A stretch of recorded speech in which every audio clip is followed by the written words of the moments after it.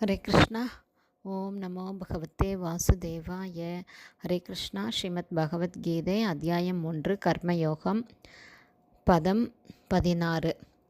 ஏவம் பிரவர்த்திதம் சக்ரம் ந அனுவர்த்தயதீஹ இஹய அகாயுர் இந்திரியா ராமோ மோகம் பார்த்த ச ஜீவதி. டிரான்ஸ்லேஷன்.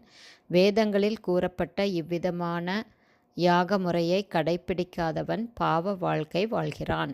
எனதன்பு அர்ஜுனா, புலன் இன்பத்தில் மட்டுமே இன்பம் காண்பவனுடைய வாழ்வு பலனற்றதாகிறது. பர்பட் பை ஷீல பிரபாத். ஜெய் ஷீல பிரபாத்.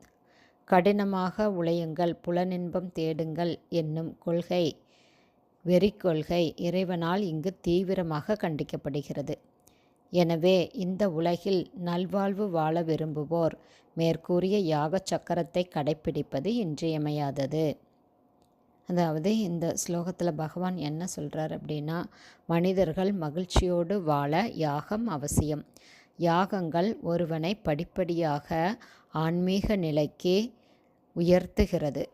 அதனால் கடினமாக உழைத்து நாம் புலன் இன்பத்தில் மூழ்கி இருப்பது அப்படிங்கிற கொள்கை இறைவனால் இங்கு தீவிரமாக கண்டிக்கப்படுகிறது.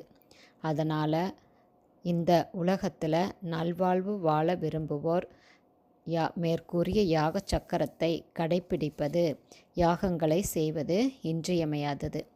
இப்படி ஒழுங்குகளை கடைப்பிடிக்காதவர்களுடைய வாழ்வு மேலும் மேலும் இழிந்து அபாயகரமான நிலையை அடையும் அப்படின்னு பகவான் சொல்கிறாரு. இயற்கையின் நியதியில் கர்ம யோகம், ஞான யோகம், பக்தி யோகம் அப்படிங்கிற 3 வழிகளில் எதை நாம் பின்பற்றினாலுமே மனித வாழ்வு தன்னிலை உணர்வதற்காகத்தான். கர்ம யோகம் அப்படிங்கிறது நாம் செய்யக்கூடிய செயல்களை பகவானுக்கு அர்ப்பணிப்பது. ஞான யோகம் அப்படிங்கிறது ஞானத்தை தெரிந்து கொண்டு செயல்களை செய்வது. பக்தி யோகம் அப்படிங்கிறது பகவானை மையப்படுத்தி பகவானுக்காக மட்டுமே நம்மளுடைய செயல்களை, பகவானுடைய திருப்திக்காக செயல்களை செய்வது. அதனால் இதில் நமக்கு என்ன முடியுமோ அதை பின்பற்றி நாம் வாழ்வது தான் தன்னை உணர்ந்த நிலையை நம்மளால், அந்த மாதிரி வாழும்போது தான் தன்னை உணர்ந்த நிலையை அடைய முடியும். படிப்படியாக நாம் ஆன்மீக நிலைக்கு முன்னேற முடியும். புலன் இன்பத்தில் ஈடுபட்டு இருக்கக்கூடியவர்கள் நிச்சயமாக யாக கடமைகளால் தூய்மை பெறும் அவசியம் உண்டு அப்படின்னு பகவான் சொல்கிறாரு. ஹரி போல்.